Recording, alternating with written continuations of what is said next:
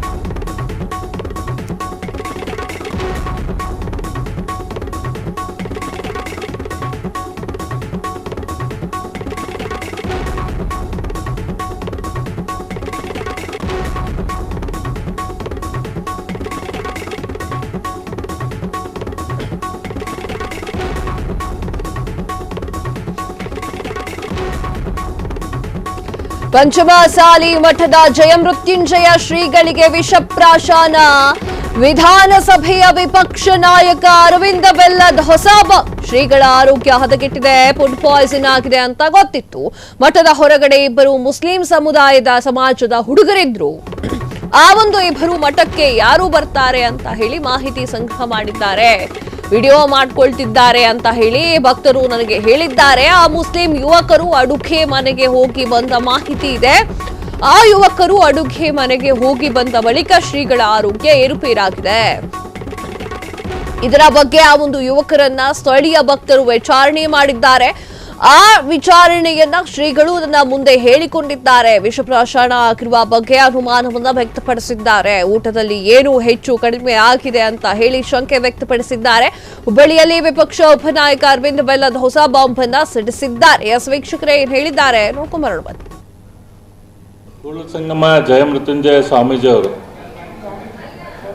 ಹಾಸ್ಪಿಟಲಲ್ಲಿ ಅಡ್ಮಿಟ್ ಆಗಿ ಅವರು ಆರೋಗ್ಯ ಕೆಟ್ಟಿದೆ, ಅವ್ರಿಗೇನೋ ಫುಡ್ ಪಾಯ್ಸನಿಂಗ್ ಆಗಿದೆ ಅನ್ನೋಂಥ ವಿಷಯ ನಾನು ಕೇಳಿ ಬಂದಿದ್ದೆ.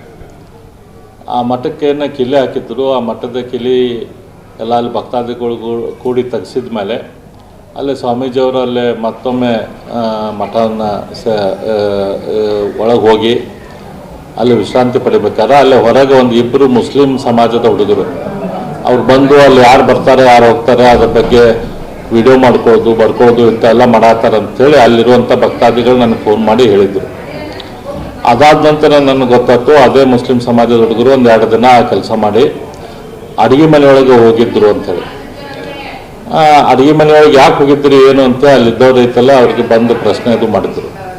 ಅದಾದ ಸ್ವಲ್ಪ ಹೊತ್ತಿನ ಮೇಲೆ ನಮ್ಗೆ ಗೊತ್ತಾಯ್ತು ಸ್ವಾಮೀಜಿ ಅವರ ಆರೋಗ್ಯದಲ್ಲಿ ಏರುಪೇರಾಗಿದೆ ಅಂಥೇಳಿ. ನಾನು ಸ್ವಾಮೀಜಿ ಅವ್ರಿಗೆ ಫೋನ್ ಮಾಡಿದ್ದೆ. ಸ್ವಾಮೀಜಿಯವರು ಹೇಳಿದರು ಹೌದು ನನಗೆ ಯಾಕೋ ಸಮಾಧಾನ ಇಲ್ಲ, ನನಗೇನೋ ಯಾರೋ ವಿಷಪ್ರಾಶನ ಮಾಡಿರ್ಬೋದು ಅನ್ನುವಂಥ ಸಂಶಯವನ್ನು ಅವರು ವ್ಯಕ್ತಪಡಿಸಿದರು. ಊಟದಲ್ಲಿ ಏನಾದರೂ ಹೆಚ್ಚು ಕಡಿಮೆ ಹಾಕಿದ್ದಾರೆ ಅಂಥೇಳಿ.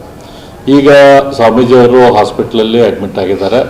ಈಗ ನಾನು ಮತ್ತು ನಮ್ಮ ಹರಿಹರದ ಮಾಜಿ ಶಾಸಕರಾದ ಶಿವಶಂಕರ್ ಅವರು ಕೂಡಿ ಸ್ವಾಮೀಜಿಯವ್ರನ್ನ ನೋಡಲಿಕ್ಕೆ ಬಾಗಲಕೋಟೆಗೆ ಹೊರಟಿದ್ದೇವೆ. ಇದೊಂದು ಭಾಳ ಅಂದರೆ ಭಾಳ ದುಷ್ಕೃತ್ಯ. ಸಮಾಜದ ಪರವಾಗಿ 2A ಸಂಬಂಧ ಹೋರಾಟ ಮಾಡ್ತಿರುವಂಥ ಸ್ವಾಮೀಜಿಯವ್ರನ್ನ ಮಟ್ಟ ಹಾಕೋದ್ರ ಮೂಲಕ ಕಾಂಗ್ರೆಸ್ ಸರ್ಕಾರ ತಿಳ್ಕೊಂಡೈತಿ ಈ ಹೋರಾಟವನ್ನು ನಾವು ಮುಗಿಸ್ತೇವೆ ಅಂತೇಳಿ. ಹಂಗೆ ಮಾಡೋಕ್ಕೆ ಸಾಧ್ಯ ಆಗೋದಿಲ್ಲ. ಇಡೀ ಲಿಂಗಾಯತ ಸಮಾಜ ಇವತ್ತು ಕಾಂಗ್ರೆಸ್ ಸರ್ಕಾರ ಏನು ಅನ್ಯಾಯ ಮಾಡ್ತೈತಿ ಅದನ್ನು ನೋಡಾಗ್ತೈತಿ. ಯಾವುದೋ ಸ್ವಾಮೀಜಿಯವರು ಹೋರಾಟದ ಮಂಚೂಣಿಯಲ್ಲಿದ್ದವರು. ಸ್ವಾಮೀಜಿಯವರ ಹೋರಾಟದ ಫಲವಾಗಿ ಇವತ್ತು ಸಮಸ್ತ ವೀರಶೈವ ಲಿಂಗಾಯತ ಸಮಾಜಕ್ಕೆ, ಮರಾಠ ಸಮಾಜಕ್ಕೆ, ಗೌಡ್ರ ಸಮಾಜಕ್ಕೆ ಮತ್ತು ರೆಡ್ಡಿಗಳಿಗೆ ಈ ಎಲ್ಲ ಸಮಾಜಗಳಿಗೆ ಅಡಿಷನಲ್ ರಿಸರ್ವೇಷನ್ ಕೊಡುವಂಥ ನಿರ್ಧಾರ ಭಾರತೀಯ ಜನತಾ ಪಕ್ಷದ ಸರ್ಕಾರ, ಬೊಮ್ಮಾಯಿ ಸರ್ಕಾರ ಮಾಡಿತ್ತು. ಆದರೆ ಇವತ್ತು ಸ್ವಾಮೀಜಿ ಅವರಿಗೆ ಬೇರೆಲ್ಲ ರೀತಿಯಿಂದ ತ್ರಾಸು ಕೊಡೋದ್ರ ಮೂಲಕ ಕಾಂಗ್ರೆಸ್ ಸರ್ಕಾರ ಈ ಹೋರಾಟವನ್ನು ನಾವು ಮುಗಿಸ್ತೇವೆ ಅಂತ ತಿಳ್ಕೊಂಡಿದ್ದಾರೆ. ಹಂಗೆ ಆಗೋಕ್ಕೆ ಸಾಧ್ಯ ಆಗೋದಿಲ್ಲ. ಮತ್ತು ಇದು ಸ್ವಾಮೀಜಿ ಅವ್ರಿಗೆ ಇದೇನು ಫುಡ್ ಪಾಯ್ಸನಿಂಗ್ ಮಾಡಿ ಅವ್ರನ್ನ ಮುಗಿಸ್ಬೇಕು ಅಂತ ವಿಚಾರ ಮಾಡಿದ್ರೇನೋ ಗೊತ್ತಿಲ್ಲ. ಇಂಥ ಕೆಟ್ಟ ಕೆಲಸ ಯಾರು ಮಾಡತ್ತಾರ ಅವ್ರನ್ನ ಸಮಾಜ ನೋಡಾತೈತಿ. ಅವ್ರಿಗೆ ಸರಿಯಾದ ಸಮಯದಲ್ಲಿ ಸಮಾಜ ಆ ಪಕ್ಷಕ್ಕೆ ಮಾಡಿದವ್ರಿಗೆ ಸರಿಯಾದ ಶಿಕ್ಷೆ ಕೊಡ್ತೈತೆ ಅಂತ ನಾ ಈ ಸಂದರ್ಭದಾಗ ಹೇಳಕ್ಕೆ ನೋಡ್ರಿ, ಸ್ವಾಮೀಜಿ ಅವ್ರಿಗೆ ಐತಲ್ಲ, ಮಠದಿಂದ ಸ್ವಾಮೀಜಿ ಅವರಲ್ಲ, ಅವ್ರು ಮಾಡಿದ ಕೆಲಸದಿಂದ ಸ್ವಾಮೀಜಿ ಅವರು ಇವತ್ತು ಜನಮಾನಸದಲ್ಲಿ ಕುಂತಾರೆ. ಅವ್ರು ಮಠದಲ್ಲಿ ಇರೋರು ಅಲ್ಲ, ಮಠ ಅಲ್ಲಿದ್ದರೂ ಕೂಡ ಅದು ಮಠದ ಪರಿಸ್ಥಿತಿ ನೋಡ್ರಿ ಏನೈತಿ. ಅವ್ರು ಐತಲ್ಲ ಸ್ವಾಮೀಜಿ ಅವರು ಯಾವುದೋ ಮಠದ ಮೇಲೆ ಅಥವಾ ಯಾವುದೋ ಸ್ಥಾನದ ಮೇಲೆ ಆಕಾಂಕ್ಷಿಗಳಿಲ್ಲ. ನೀವು ಒಂದು ಬಿಟ್ಟು 10 ಸ್ವಾಮೀಜಿಯವ್ರು ಮಾಡಿದ್ರು ಕೂಡ ಜನ ನಮ್ಮ ಸಮಾಜದ ಸ್ವಾಮೀಜಿ ಅಂತ ಗುರುತಿಡಿಯೋದು ಜಯಮೃತ್ಯುಂಜಯ ಸ್ವಾಮೀಜಿ ಅವ್ರನ್ನ. ಅವ್ರನ್ನ ಬಿಟ್ಟು ಬೇರೆ ಯಾರನ್ನೂ ಸಮಾಜ ಗುರುತಿಸೋದಿಲ್ಲ. ಯಾಕಂದ್ರೆ ಸಮಾಜದ ಸಂಬಂಧ ತಮ್ಮ ಪೂರ್ತಿ ರಕ್ತ ತೇತಾ ಇರೋರು ಜಯಮೃತ್ಯುಂಜಯ ಸ್ವಾಮೀಜಿಯವರು. ಸ್ವಾಮೀಜಿಯವರು ಯಾವುದೋ ಪಕ್ಷದ ಪರವಾಗಿಲ್ಲ. ಭಾರತೀಯ ಜನತಾ ಪಕ್ಷ ಇಲ್ಲಿ ಅಧಿಕಾರದಲ್ಲಿದ್ದಾಗ ಕೂಡ ಅವರು ಕೂಡಲ ಸಂಗಮದಿಂದ ಬೆಂಗಳೂರು ತನಕ ಪಾದಯಾತ್ರೆ ಮಾಡಿದ್ರು, ದೊಡ್ಡ ಹೋರಾಟ ಮಾಡಿದ್ರು, ಬೆಂಗಳೂರಲ್ಲಿ ಸಮಾವೇಶ ಮಾಡಿದ್ರು, ಬೆಳಗಾಂದಲ್ಲಿ ಸಮಾವೇಶ ಮಾಡಿದ್ರು. ಅದೆಲ್ಲ ಹೋರಾಟದ ಸಂಬಂಧ ಆಗಿನ ಭಾರತೀಯ ಜನತಾ ಪಕ್ಷ, ನಮ್ಮ ಪಕ್ಷ ಸ್ಪಂದಿಸಿ 2C ಮತ್ತು 2D ರಿಸರ್ವೇಷನ್ ಕೊಡಕ್ಕೆ ಹೋಗಿತ್ತು. ಈಗ ಅದನ್ನು ಇಂಪ್ಲಿಮೆಂಟ್ ಮಾಡುವಂಥ ಕಾಂಗ್ರೆಸ್ ಸರ್ಕಾರ ಅದನ್ನು ಇಂಪ್ಲಿಮೆಂಟ್ ಮಾಡಿದ, ಅದಕ್ಕೆ ಬೇರೆ ಬೇರೆ ಕಾನೂನಿನ ನೆಪ ಹೇಳುವಂಥ ಸಂದರ್ಭ. ಎಸ್ ಅರವಿಂದ್ ಬೆಲ್ಲದವ್ರು ಏನ್ ಹೇಳ್ತಾ ಇದ್ದಾರೆ ಅಂತಂದ್ರೆ, 2 ಜನ ಮುಸ್ಲಿಂ ಯುವಕರು ಬರ್ತಾರೆ, ಅವರ ನಡೆ ಸ್ವಲ್ಪ ಅನುಮಾನಾಸ್ಪದವಾಗಿರುತ್ತೆ. ತದಾದ ನಂತರ ಅವರು ಅಡುಗೆ ಮನೆಗೆ ಹೋಗ್ತಾರೆ. ಅಡುಗೆ ಮನೆಗೆ ಹೋದ ನಂತರ ಆರೋಗ್ಯ ಅಂದ್ರೆ ಶ್ರೀಗಳ ಆರೋಗ್ಯದಲ್ಲಿ ಸ್ವಲ್ಪ ವ್ಯತ್ಯಯವಾಗಿದೆ ಎನ್ನುವಂತಹ ವಿಚಾರವನ್ನ ಅರವಿಂದ್ ಬೆಲ್ಲದವ್ರು ಮಾತನಾಡ್ತಾ ಇರುವಂತದ್ದು. ಮಠದ ಹೊರಗಡೆ 2 ಮುಸ್ಲಿಂ ಸಮಾಜದ ಹುಡುಗರಿದ್ದಾರೆ. ಆ 2 ಮಠಕ್ಕೆ ಯಾರು ಬರ್ತಾರೆ, ಯಾರು ಹೋಗ್ತಾರೆ ಎನ್ನುವಂತಹ ಮಾಹಿತಿಯನ್ನ ಸಂಗ್ರಹ ಮಾಡ್ತಾ ಇದ್ರು, ವಿಡಿಯೋ ಮಾಡ್ಕೊಳ್ತಾ ಇದ್ದಾರೆ ಅಂತ ಭಕ್ತರು ನಮ್ಗೆ ಹೇಳಿದ್ರು. ಆ ಮುಸ್ಲಿಂ ಯುವಕರು ಅಡುಗೆ ಮನೆಗೆ ಹೋಗಿ ಬಂದಿರುವಂತಹ ಮಾಹಿತಿ ಕೂಡ ಇದೆ. ಆ ಯುವಕರು ಅಡುಗೆ ಮನೆಗೆ ಹೋಗಿ ಬಂದ ಬಳಿಕ ಶ್ರೀಗಳ ಆರೋಗ್ಯದಲ್ಲಿ ಏರ್ಪೇರಾಗಿದೆ. ಆ ಬಗ್ಗೆ ಯುವಕರನ್ನ ಸ್ಥಳೀಯರು ವಿಚಾರಣೆ ನಡೆಸಿದ್ದಾಗ ವಿಚಾರಗಳು ಒಂದಷ್ಟು ಹೊರಗೆ ಬಂದಿದ್ದಾವೆ. ಈ ವಿಚಾರಣೆಯನ್ನ ಶ್ರೀಗಳು ನನ್ನ ಮುಂದೆ ಹೇಳಿಕೊಂಡಿದ್ದಾರೆ. ವಿಷಪ್ರಾಶನ ಆಗಿರುವ ಬಗ್ಗೆ ಅನುಮಾನವನ್ನ ವ್ಯಕ್ತಪಡಿಸಿದ್ದಾರೆ. ಊಟದಲ್ಲಿ ಏನೋ ಹೆಚ್ಚು ಕಮ್ಮಿ ಆಗಿದೆ ಅಂತ ಹೇಳಿ ಗುರುಗಳು ಹೇಳಿದ್ದಾರೆ ಅಂತ ಹೇಳಿ ಅರವಿಂದ್ ಬೆಲ್ಲದವರು ಮಾತನಾಡಿರುವಂತದ್ದು. ಹೊಸ ಬಾಂಬ್ ಅನ್ನ ಸಿಡಿಸಿದ್ದಾರೆ. ಈ ಬಾಂಬು